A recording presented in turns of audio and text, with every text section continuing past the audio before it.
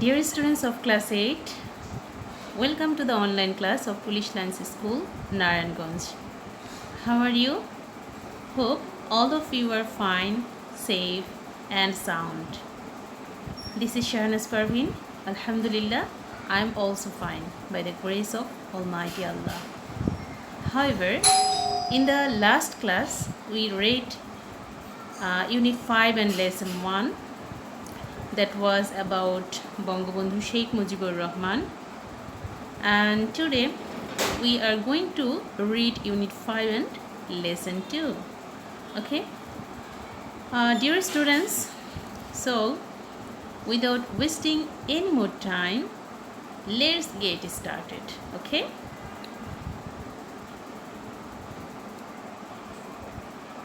before reading the scene passage, let's know some vocabulary. It will make you understand the passage very well. Okay, iconic জনপ্রিয় বা বিখ্যাত, যেটাকে আমরা famous বলি অথবা পপুলার বলি, জনপ্রিয় সেটা। ফেলো কান্ট্রিম্যান স্বদেশবাসী, এনকারেজ অনুপ্রাণিত করা, ইন্সপায়ার করা। রেকগনাইজ স্বীকৃতি দেওয়া, ঠিক আছে, রেকগনাইজ স্বীকৃতি দেওয়া। ডকুমেন্টারি হেরিটেজ তথ্যচিত্রজনিত ঐতিহ্য, তথ্যচিত্রজনিত ঐতিহ্য। লেজেন্ডারি কিংবদন্তি। ওকে, ইফেক্টিভলি কার্যকরীভাবে, ইফেক্টিভলি কার্যকরীভাবে। এক্সটেম্পর পূর্ব প্রস্তুতিহীন, অর্থাৎ কোনো কিছু আগে থেকে প্রস্তুতি না নিয়ে যদি হয় সেটাকে বলা হবে এক্সটেম্পর। এপিয়ার উপস্থিত হওয়া।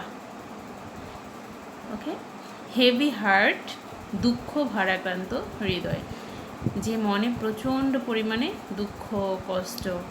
ওকে, সারভাইভ বেঁচে থাকা। রাইট অধিকার।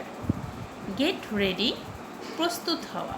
ওকে, তো তোমরা বাসায় যখন পড়বে বই থেকে তখন অবশ্যই এই ভোকাবুলারিগুলি আগে খুব ভালো করে পড়ে নেবে, দেন তোমরা প্যাসেজ পড়বে, তাহলে কোনো ধরনের সমস্যা হবে না প্যাসেজ বুঝতে।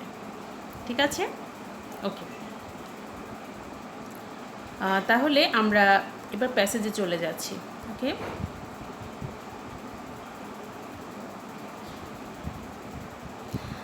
this is lesson 2.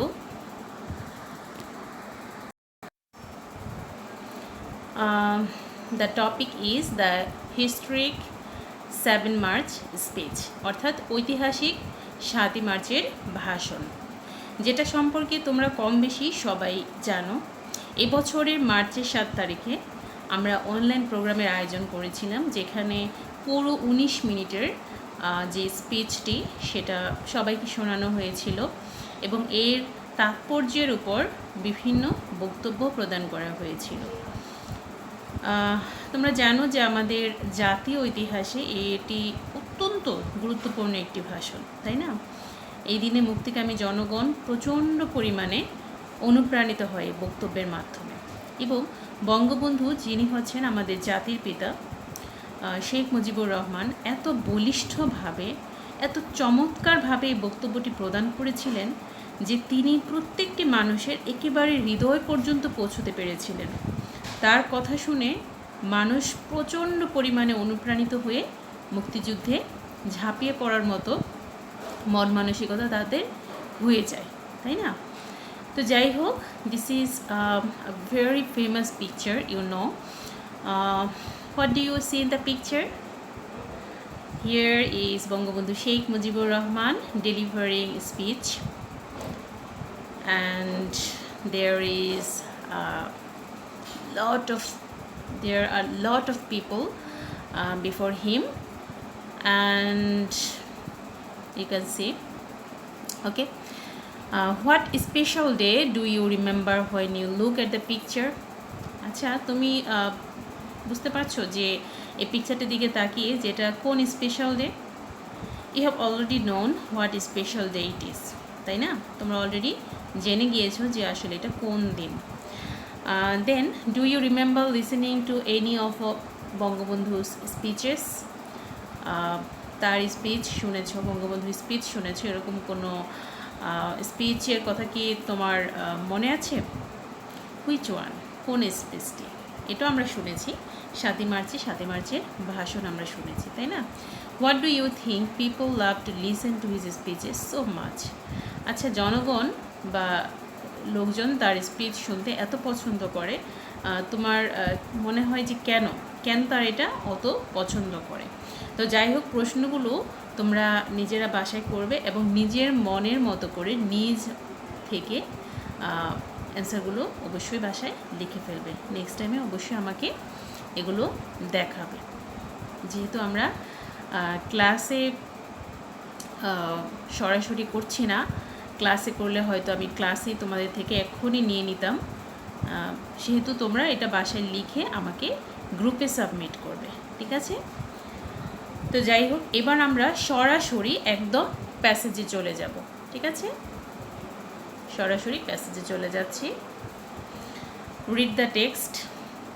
তোমরা সবাই ইংলিশ ফর টুডে বইটি নিয়ে নাও এবং সেখান থেকে ঠিক 50 নম্বর পেজে চলে যাও, সেখানে এই প্যাসেজটি পেয়ে যাবে ইনশাল্লাহ।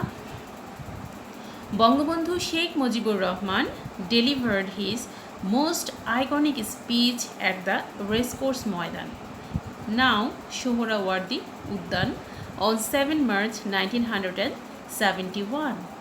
বঙ্গবন্ধু শেখ মুজিবুর রহমান তার সবচাইতে গুরুত্বপূর্ণ ভাষণটি প্রদান করেছিলেন 1971 সালের 7ই মার্চে রেসকোর্স ময়দানে। সেটা তৎকালীন নাম ছিল রেসকোর্স ময়দান, বর্তমানে এটার নাম হচ্ছে সোহরাওয়ার্দী উদ্যান, ঠিক আছে? He called on his fellow countryman to get ready for independence. তিনি তার স্বদেশবাসীকে স্বাধীনতার জন্য প্রস্তুতি নিতে আহ্বান জানান। On that day, 1 million people gathered there to listen to their great leader. সেই দিন লক্ষ লক্ষ লোক জড়ো হয়েছিল তাদের প্রিয় মহৎ নেতার এ ভাষণ শোনার জন্য। It was his speech that encouraged the freedom-seeking Bengalis to prepare for the liberation war. It was this speech, মানে এই বক্তব্যটি, এই ভাষণটি কি করেছিল? encouraged the freedom-seeking Bengalis, মুক্তিকামী বাঙালিদের অনুপ্রাণিত করেছিল। লিবারেশন ওয়ার মিন্স স্বাধীনতা যুদ্ধ। স্বাধীনতা যুদ্ধের জন্য প্রস্তুতি নিতে মুক্তিকামী জনগণকে এই ভাষণটি অনুপ্রাণিত করেছিল। The 19-minute speech has been recognized by UNESCO as one of the world's most important documentary heritages. বলছি যে 19 মিনিটের এই ভাষণটি ইউনেস্কো কর্তৃক তথ্যচিত্রজনিত বিশ্বের অত্যন্ত গুরুত্বপূর্ণ, বিশ্বের সবচেয়ে গুরুত্বপূর্ণ তথ্যচিত্রজনিত যে ঐতিহ্য সেগুলোর মধ্যে অন্যতম একটি তথ্যচিত্রজনিত হেরিটেজ বা ঐতিহ্য হিসেবে ইউনেস্কো কর্তৃক এটা স্বীকৃতি পেয়েছিল। UNESCO added this speech to the memory of the world register. UNESCO added the speech to the memory of the world register. তো ইউনেস্কো কী করেছে? এই বক্তব্যটাকে যুক্ত করেছে কিসে? To the memory of the world register. কী হিসেবে? As a documentary heritage on 30 October 2017। 2017 সালের 30শে অক্টোবর তথ্যচিত্রজনিত ঐতিহ্য হিসেবে বিশ্বের memory of the world register যেটা সেটাতে যুক্ত করেছে, giving it an legendary status. এটাকে একটা কিংবদন্তীয় মর্যাদা দান করে। লেজেন্ডারি স্ট্যাটাস, কিংবদন্তীয় মর্যাদা দান করে। Irina Bokova, Director General of UNESCO, announced the decision at its headquarters in Paris. বলছে যে ইউনেস্কোর ডিরেক্টর জেনারেল, যার নাম ছিল ইরিনা বোকোভা, তিনি তার এই সিদ্ধান্ত এর সদর দপ্তর প্যারিসে কি অ্যানাউন্স করেছিলেন বা ঘোষণা করেছিলেন। UNESCO official website says that, ইউনেস্কোর যে অফিসিয়াল ওয়েবসাইট আছে সেখানে বলা হয়েছে যে the speech effectively declared the independence of Bangladesh. এই ভাষণটি কার্যত বাংলাদেশের স্বাধীনতার ঘোষণা করেছে এই স্পিচে। The speech was extempore and there was no written script. এটা হচ্ছে স্পিচের একটা ইম্পর্ট্যান্ট ক্যারেক্টারিস্টিক, যেটার কারণে এটা এতটা জনপ্রিয় এবং এতটা ফেমাস, সেটা হচ্ছে the speech was extempore. Extempore means পূর্ব প্রস্তুতিহীন, অর্থাৎ বঙ্গবন্ধু শেখ মুজিবুর রহমান কোনো ধরনের প্রস্তুতি ছাড়া এবং কোনো ধরনের রিটেন স্ক্রিপ্ট ছাড়াই তিনি এই বক্তব্যটি প্রদান করেছিলেন। তোমরা দেখে থাকবে যে বিভিন্ন অনুষ্ঠানে বা বিভিন্ন পর্যায়ে রাজনৈতিক ব্যক্তিত্ব যারা আছেন তারা যখন বক্তব্য প্রদান করেন তখন লিখিত স্ক্রিপ্ট থাকে, সামনে লিখিত স্ক্রিপ্ট থাকে, সেটা সহায়তায় তিনি তার বক্তব্য প্রদান করে থাকেন। কিন্তু মজার বিষয় হচ্ছে যে বঙ্গবন্ধু শেখ মুজিবুর রহমানের এই 7ই মার্চের যে স্পিচটা ছিল এটা আসলে কোনো পূর্ব প্রস্তুতিও ছিল না, আর দ্বিতীয়ত এর কোনো রিটেন স্ক্রিপ্টও ছিল না। একদম নিজের মন থেকে বলিষ্ঠভাবে তিনি জনগণের সামনে এই বক্তব্যটি প্রদান করেছিলেন, যার ফলশ্রুতিতে আমরা আজ স্বাধীন একটি ভূখণ্ড পেয়েছি। তো যাই হোক, এজন্য এটা অনেক বেশি স্পেশাল, ঠিক আছে। He started his speech with this words. তিনি তার স্পিচ বা যে ভাষণটি বক্তব্যটি দিয়েছিলেন সেটা শুরু করেছিলেন এভাবে: today I appear before you with a heavy heart. আজ আমি আপনাদের সামনে হাজির হয়েছি দুঃখ ভারাক্রান্ত হৃদয়ে। You know everything and understand as well. আপনারা সব জানেন এবং সব বোঝেন। We tried with our lives. আমরা আমাদের জীবন দিয়ে চেষ্টা করেছিলাম। Today the people of Bengal want freedom. আজ বাংলার মানুষ স্বাধীনতা চায়। The people of Bengal want to survive. আজ বাংলার জনগণ বাঁচতে চায়। And the people of Bengal want to have their rights. এবং বাংলার জনগণ তাদের অধিকার চায়। তো কথাগুলো কিন্তু খুবই বলিষ্ঠ এবং আবেগ মাখা। তো যাই হোক, এই ছিল আমাদের আজকের যে সি প্যাসেজ এটা। তো এর উপর ভিত্তি করে তোমাদের জন্য কিছু হোমওয়ার্ক সেট করা হয়েছে। এটা যদিও তোমরা টেক্সট বইয়ে পেয়ে যাবে সিতে এই কোশ্চেনগুলো। তো কোশ্চেনগুলোর অ্যান্সার তোমরা বাসায় লিখবে। What type of speech did Bangabandhu deliver on 7 March 1971? যে 1971 সালের 7ই মার্চে কী ধরনের ভাষণ বঙ্গবন্ধু দিয়েছিলেন বা কী ধরনের বক্তব্য তিনি প্রদান করেছিলেন সেই টাইপটা তোমরা লিখবে। Why do you think the speech is significant in the history of Bangladesh? বাংলাদেশের ইতিহাসে এই বক্তব্যটি এত গুরুত্বপূর্ণ কেন বলে তুমি মনে করো? What is the meaning of the word iconic in the প্যাসেজে আইকনিক শব্দটির অর্থ কী? In which category did UNESCO recognize Bangabandhu 7 March speech? কোন ক্যাটাগরিতে ইউনেস্কো এটাকে স্বীকৃতি দিয়েছে? What is special in this speech? এবং এই বক্তব্যে স্পেশাল বিষয়টি কী? ঠিক আছে, এই 5টি কোশ্চেন অ্যান্সার তোমরা বাসায় লিখবে সুন্দর করে। এরপর এখানে আছে একটি শূন্যস্থান, এটাও তোমরা টেক্সট বইয়ে পেয়ে যাবে। See below an excerpt from Bangabandhu's History 7 March speech. To understand what he had said, you have to fill in the gaps using the clues given in the box. When the gap filling is done, read the text aloud. এখানে বলা হয়েছে যে নিচে যে টেক্সটে আছে এটা এখানে যে ক্লু দেওয়া আছে সেই ক্লুগুলো দিয়ে তোমরা প্রথমে এই টেক্সটটি ফিল আপ করবে এবং তারপর এই টেক্সটটি নিজেরা বাসায় লাউডলি পড়বে, জোরে জোরে পড়বে। এটাও বক্তব্যের একটি অংশ। বঙ্গবন্ধু শেখ মুজিবুর রহমানের বক্তব্যের প্রথম অংশটুকু আমরা পড়েছি একটু আগে, এটাও একটা অংশ। এবং ইতে একটি লেটার লিখতে বলা হয়েছে, write a letter to your friend telling her or him how you feel when you listen to Bangabandhu's history 7 March speech.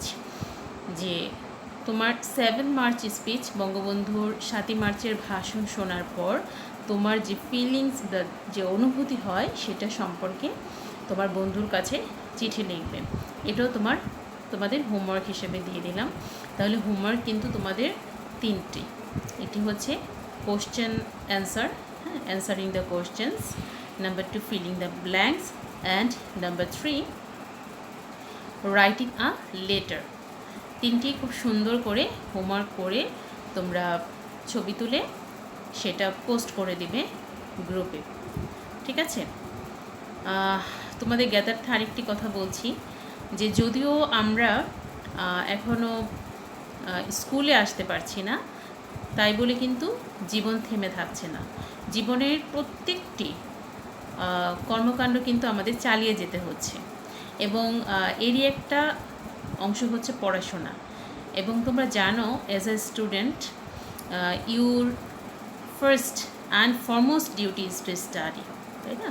পড়াশোনাই হচ্ছে তোমাদের আসলে প্রথম এবং প্রধান দায়িত্ব। তো তোমরা বাসায় মনোযোগ দিয়ে পড়াশোনা করবে, একদম সময় নষ্ট করবে না। তোমাদের যে অনলাইন ক্লাসগুলো দেওয়া হচ্ছে সেগুলো নিয়মিত করবে এবং যখন যে নির্দেশনা আসছে টিচার্সদের থেকে সে নির্দেশনা মেনে চলবে, ঠিক আছে? ইনশাল্লাহ পরিস্থিতি খুব দ্রুতই স্বাভাবিক হয়ে যাবে, তখন আমরা আবার স্কুলে আসতে পারবো, স্কুলে সরাসরি আমরা ক্লাস করতে পারবো, ঠিক আছে? তো আজ এ পর্যন্তই ডিয়ার স্টুডেন্টস। তোমাদের আরেকটি বিষয় মনে করে দিচ্ছি, যেটা আমি আগেও বলেছি আরেকবার, সেটা হচ্ছে অবশ্যই কিন্তু তোমরা মূল প্যাসেজটি পড়ার আগে শব্দার্থগুলো খুব ভালো করে মুখস্থ করে নিবে এবং শব্দার্থের যে লিস্ট দেওয়া হয়েছে তোমরা সেটা বাসায় একটি খাতায় নোট করে নিবে। পজ করে ভিডিওটি পজ করে নোট করে নিবে। তো আল্লাহর রহমতে সবাই ভালো থাকবে, সুস্থ থাকবে আর মিসের জন্য দোয়া করবে। Thank you very much.